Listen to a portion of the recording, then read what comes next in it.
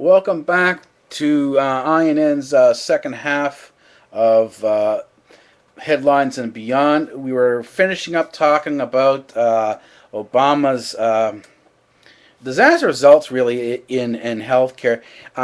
The left has long trumpeted the need and the ability to do what they call universal or free healthcare.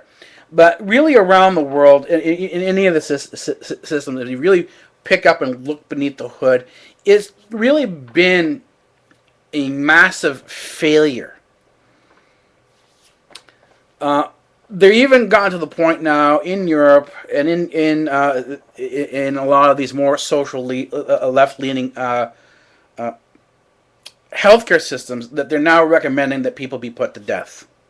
They're calling it euthanasia, or the proper term for it is, because it's a Greek word meaning happiness, a happy death or good death. So let's call it what it is. They call it a happy death. This is a death that people wouldn't mind having. Well, they're saying that people wouldn't mind having this death as as a happy death. But ask these people themselves who are advocating that if they would like this happy death to happen to them right now, and I can guarantee you their happiness wouldn't be wouldn't be that expressive. I mean, I don't think them running and screaming or getting very angry about this wouldn't be a what I would call a display of happiness. And this is kind of the hypocrisy of the left, is that the left talks about this humane and how they care about human beings and they care about the poor people and so on and so forth. And that's a lot of that's really a load of crap. Let's just call it what it is. Let's be blunt about this. They don't really care. This isn't about them, the poor people. This is about themselves. These people who call themselves socialists are elitists. They believe that their ideas are the best ideas and should always be followed. They insist that other people have to follow their ideas. And these are the people who would ultimately become control freaks, and they would be the authoritarians. They would be the first one to send people who disagree with them to a re-education camp or a gulag. That's the more appropriate term to a gulag. They would be the most likely people to send people to a death camp, because this has what has happened in the past. If you can't correct the person, then eliminate them. It's as simple as that. That's the socialist solution to social problems. You got a problem? Re-educate it. If you can't re-educate it, eliminate it. That's their solution. And this is why in many cases we're seeing the world wars. People wonder, wow, we're all of a sudden seeing an uptick in the number of global wars that we're seeing here. We're seeing the number of people being killed going up, up, up, up. Why are we seeing this since 1990? Well, because the socialists on the left who run a lot of these councils said that we are now in the midst of global warming, and one of the best ways to control global warming, since the human beings are the problem, is to cull the population. Well, how do you cull the population? You create a war. You start wars. And the more people who die in the war, the better. So now, you need to understand this dynamic. In addition to the oil dynamic, the money and control, and I have the third installment of Daniel Yergin's The Prize is up. The link will be in the download below bar, so that you'll be able to take a look at this and sort of add this to your reference repertoire in terms of how you understand geopolitics. Once again, I will say, as a qualifier, as a caution, Daniel Yergin's The Prize, although very good, is one aspect of the situation, and is a good primer. It's a good beginning. You need to move beyond that one thing once you get through it. Get beyond it into more deeper and a more thorough understanding of the situation. And there's enough good information in this documentary that you can take a lot of good notes, and then from these notes start a good amount of research. So if you're a researcher and you want to get into geopolitical research, then Daniel Yergin and this channel are the place to be, and this is where you can start your work. Um, that being said, we just go back to the socialist view of things, because we are now in a more social left-leaning world with Obama as the head of the United States. He is more along the lines of a pro-UN person, which is a left-leaning organization. It sponsors socialism globally. Matter of fact, it's been behind a lot of the global messes that we've seen. As I said, the UN has been involved in these global messes since Korea, and they haven't been able to resolve anything. And it doesn't matter how venerable Kofi Annan is that the reality of the UN is that they haven't resolved any of the crisis. I mean, Kofi Annan is talking about how he's trying to broker a peace deal in Syria, while in the same breath saying he's going to try to move for regime change in Syria. How can you do that? No one's gonna believe what you're saying if you're saying in one breath they're saying, "Oh, we're gonna resolve the humanitarian crisis, we're gonna bring peace to Syria," but at the same time we're gonna oust the regime in there. That's not how you bring peace. That's how you start a war. You know. But the thing is, the UN has always done it. All you have to do is look at the UN's mess in Africa. The mess that Africa is in is the UN. That's the result. You know, and they're going to do the same thing in the Middle East, in Syria, and all those places, as they did in Africa. And Obama's leading this. Obama's saying, "Oh, let's bring the UN involved in all these different things." Well, what happened in Africa? The results that you see in Africa are going to be brought to the Middle East, and we saw this in Pakistan. They brought the left brought in their they say we want a democracy, we want to get rid of Musharraf, and they started working with the Israelis and to bring in this whole concept of bringing Israeli style democracy to the Middle East and to these Muslim countries, and the result is the Pakistan that we have today of utter chaos and bombings and shootings. You've got people starving to death on the streets. It's not a nice situation, and you have. And this was even in the Washington Post in 2011 reports on how the CIA, with Obama's permission, is making an end run around Congress to start its own wars. The CIA has its own drones. Blows up and kills people. It targets and assassinates people as it wants to. It's got these death squads running around. They were involved in Egypt. They're involved now in Syria, along with agents from Mossad. They're part of these killings. If you talk about the number of people being killed in Syria, the number of people killed in Syria, if you want to do a comparison, is nothing compared to the collateral damage that Israel and the United States has on its hand. And the same thing now with France and in the United Kingdom because of Libya. The amount of blood that the UN has on its hand from these humanitarian missions far exceeds what Syria is doing, what they claim Syria is doing now.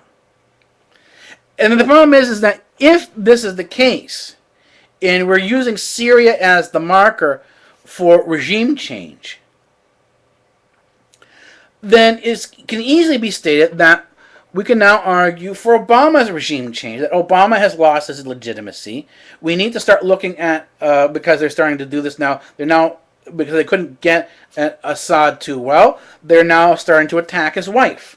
So let's do the same thing to Michelle Obama. Let's start attacking her. Let's look at how she is behaving while all these people are being killed in Afghanistan. Or how about the innocent civilians who are being killed in Pakistan? What about, because they have admitted, and it has come out from a variety of different sources, including inside of WikiLeaks, that there are civilians being killed unreported. Part of the classification, what's being classified in these WikiLeaks documents that said that you can't leak this is secret information, is killings of innocent civilians by these new style death squads that they now that the United States has, rather than going out and doing full military assaults, they're going into villages and going into suspected Taliban houses and suspected Al Qaeda houses and wiping out the whole house.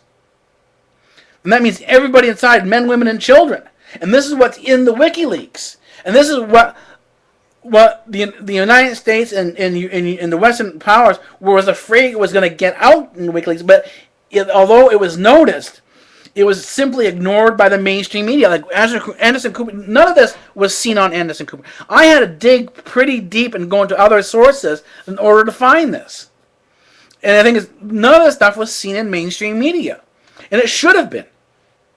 It was picked up a little bit by Washington Post. It's been picked up a little bit by Russia Today. But I'm picking up more and more. But I get bits and pieces of things. But the more sources that I find, including now some of the Israeli sources, I'm finding this is indeed correct. And as I start digging into some of the original documents, and I've got some of the documents from the UN reports, they're confirming these things. The UN reports are confirming these civilian deaths. They're confirming that there are irregularities when they talk about the numbers, the so-called collateral damage of the United States, Israel, and its allies. And I think none of this is being reported in the media. And it should be.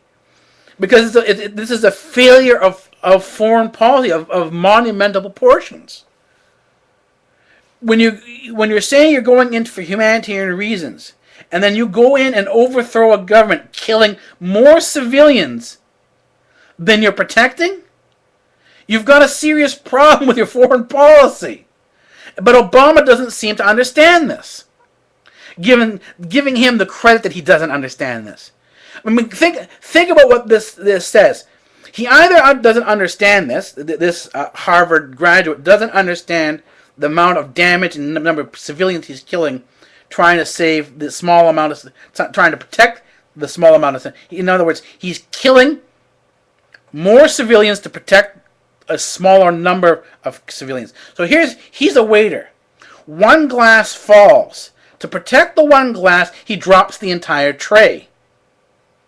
And any waiter out there, this is the level you can get this at, any waiter knows that you're not supposed to drop the entire tray of glasses to protect one tray of glass. To protect one glass. You don't let one fall, have one break. You drop the entire tray, break all the glasses on the tray as you're clearing that table, or the whole bunch of tables, and you bring all these glasses over, and save the one glass. That's futile. That's useless. Yet this is exactly what Obama's foreign policy is right now. He's killing more innocent people to protect a smaller number of innocent people. This does not make sense. And so this is, and the thing is, they're not stopping. They've slowed down a little bit because there's been a lot of negative news, and now there is one thing I like to see, and I said this before. The average Israeli citizen does not necessarily agree with what's being said in the media, and it doesn't agree with its government. And the thing is, disagreeing with Israeli policy does not mean you're an anti-Semite. It just means you're disagreeing with a government policy. And the thing is that this is why you're seeing an Israeli and an Iranian peace group forming now over the internet. The videos are going viral, and they're promoting Iranian-Israeli peace. And it's not being done by an American; it's being done by an Israeli. But this whole thing is being ignored. As much as it's going viral, is being ignored by the mainstream media. Almost nothing is shown up in the mainstream media. This is either, I said, ABC, NBC, all the corporate media, and then nothing coming up in the government media. That's CBC, BBC, the Canadian Broadcasting Company, British Broadcasting Company. Not much is coming up in Al Jazeera. There's not much on this whole Israeli-Iranian thing. And Al Jazeera is, again, government control. You're not seeing a lot of this Israeli Middle Eastern peace movement, which is growing, you're not seeing it anywhere in the media. All you're seeing is that, oh, we have to bomb Syria in order to protect the human beings in there, right? To get a humanitarian corridor, they're going to have to bomb their way into Syria to create this corridor. And I can guarantee you they're going to kill more people than they end up saving. I mean, this is where it doesn't make sense. How do you protect people by creating a war in their backyard? This is why, this whole thing is not about bringing peace. It's not about humanitarian aid. You can't talk about humanitarian aid and in the same breath say you're going to create regime change. This is the mess that's happening now in Africa. They've had all this regime change. They've had all this intervention, and yet the wars are still continuing. And this whole thing with even Corny 2012, if you thought things were over with Corny 2012, guess again. Guess where the money ended up. I found where all that money ended up. The Corny 2012 money, a lot of it that's been going on that sort of just now disappeared. Yeah, a large chunk of it went there, but it's now ending up being put into weapons. They're not buying hospital medicines. They're not buying beds. They're not buying medication for sick people. They're not buying food. What are they buying? They're buying guns and they're buying weapons. And they're going to create another war in Sudan. That's what they're working on now. And this report came out of the African Union. The reports are now that the African Union in Africa is forming, with the help of the money from Corny 2012. They're making a lot of money off this Corny 2012 stuff, even though the original guy isn't making that much more money. The African warlords that are part of the African Union, and they're mounting a large military with the assistance of American advisors provided by Obama to go in and create a war in Sudan and into neighboring Congo. The problem is, though, if you talk to, and I've watched a number of videos from people from Sudan, some of these immigrants from Sudan, and they say that Corny 2012 is not an issue. So if Corny 2012 is not an issue, why are they creating a military army in that region? And that tells me, anytime I see military action going around and you don't really see the visible cause right away, you could tell that there is going to be a war coming. That they're planning to create another war in that region. And so you can watch for another war in Sudan again. And this time, it will not only be Sudan, it will be Sudan, and then it will probably more likely than that go into the Congo. And the thing is, this is what I'm saying, you've got to be careful where you donate your money. That although people may be talking about peace and humanitarian aid, if there is revenge behind it, we want to make Corny 2012, we want to make him pay for his crimes. As soon as you hear something like that, this money is not for peace. This is for war. This is the way politicians and people who want to promote wars will get wars done. This is how they initiate wars. And as part of Obama's foreign policy, where he said he doesn't want to create more wars, he's supposed to be a person of peace, and from the left saying, "Oh, we don't want to kill more people."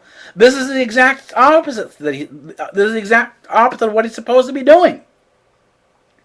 And that's what I say is that if you compare Obama's warmongering to what's going on in Syria, and understand that the CIA is inside of Syria, they're part of they're killing civilians in Syria. They're killing along with the rebel army. And the thing is, you can see these people. You know the tactics of the rebel army, and a lot of these the jihadist group, that they will dress up as security people and go in and kill people. We've seen this in Iraq. We've seen this in Afghanistan. We've seen this in attacks on both the Sunni and Shia mosques. And time and time again we've seen this. So to say that this isn't occurring in Syria, you can't do that. You go by what you know in history. And if the history of the jihadists is that they're going to dress up and go in and attack civilian targets because it's to their benefit to start a conflict and to give them argument to start a conflict, then they're going to do it. Because for them, the ends justify the means. And this is the exact same attitude that the CIA has taken. And this is the attitude that the Israeli Mossad has. So when they're inside of Syria, both Israel and the Mossad and the CIA, you can be sure that they are killing strategically important innocent civilians for their cause. So when you talk about the civilians they show on the air as being killed and being murdered by the Assad's thugs, you need to ask yourself the question: were these Assad's men in their proper uniforms, or were these people dressed like Assad's men, posing as Assad's men to create an issue? And when you start seeing things, as I said in the news, you start seeing that from the UN report. I'll go into some of the UN reports that I have here right now, and this is primarily from Israel. What we're going to do is we're going to start looking at a standard. What standard should we be using to go into to say we need to go into a country to protect people? Well, let's use the Israeli standard. 3 years ago, we saw the attack on Gaza. We saw that innocent civilians were being killed. We saw that in the UN reports that the UN was not allowed in. No reporters were allowed into Gaza by the Israelis. From an Israeli source, we have here that it says Israeli peace activists face crackdown. All right, this again goes back to the Gaza offensive. It says here, human rights campaigners in Israel, and these are Israeli human rights campaigners, say Israeli dissidents, and there are a number of. This is the guy who. An example was the guy who exposed the Israeli nuclear weapon program. Opposed to their country's military offensive in Gaza, have run into a police crackdown. This is the number of people. They were arrested. They were threatened. And their activities severely curtailed, right? Then you also have in these same reports, as we're reading through the reports, we see that recently, just a couple weeks ago, you have Israeli has cut working relations with the UN Human Rights Council. Officials say after the UN decided to investigate what's going on in the West Bank. Israel now has cut off relations with the Human Rights Council. So as you're hearing AIPAC, you're hearing Israel and the United States talking about human rights violations inside of Syria, and how Assad is not allowing the UN and UN aid into Syria. This exact same situation is going on in Gaza, is going on in the West Bank, and no one's saying anything. So you've got a real double standard here, right? They're also reporting from the UN reports. These are from the UN inside the UN reports on this situation. You're having the UN saying that since 2011, you have an increasing number of attacks on Palestinian orchards. They have these olive orchards that the Israeli settlers are burning them to the ground. You also have Israeli settlements confiscating Palestinian land, these olive groves, and putting them inside the Israeli walls for the settlements, and not allowing the Palestinians in. They said the number of attacks on Palestinian citizens have also gone up as Israeli soldiers and police stand by and watch the Israeli settlers do this. And now the Israeli settlers, if you go onto their sites and you read what they're talking about is that their whole beef with the Palestinians is that this is the Israeli Jewish God-given land.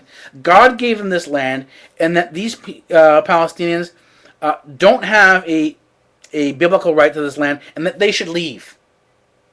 This is the position of the Israeli right. The Israeli right stated, if you read their documents, they're there. The Israeli settlers are there, and they're not going to stop until they wipe out the Palestinians. And yet none of this, even though it's in Israeli media, and you can find it in Israeli sources, and you can find it in UN documents, none of this reaches Western media. You never hear. Anderson Cooper hasn't said one word about this, and yet he's so incensed by what's going on in Israel. I mean, in Syria. And then, ironically, you can mix up the terms Israel and Syria, because what's going on in Israel is, in terms of a humanitarian crisis, is significantly worse than what's going on in Syria right now. Take a look at Syria. If you think Syria is bad, go take a look at what's happening to the Palestinians inside of Israel. And there's your comparison, and there you can see how honest these people are talking about when they're talking about they want to bring in humanitarian aid. There's another war back here. This is war posturing. It has nothing to do with humanitarianism. It's a lie, and again, Obama, once again, isn't saying anything about this. He hasn't come up with any definitive statements. And this is what I say, let's do exactly the same thing. If we're going to follow this standard, and Obama it says this is the standard that the UN should follow, using the UN documents showing the number of civilians killed by the U.S.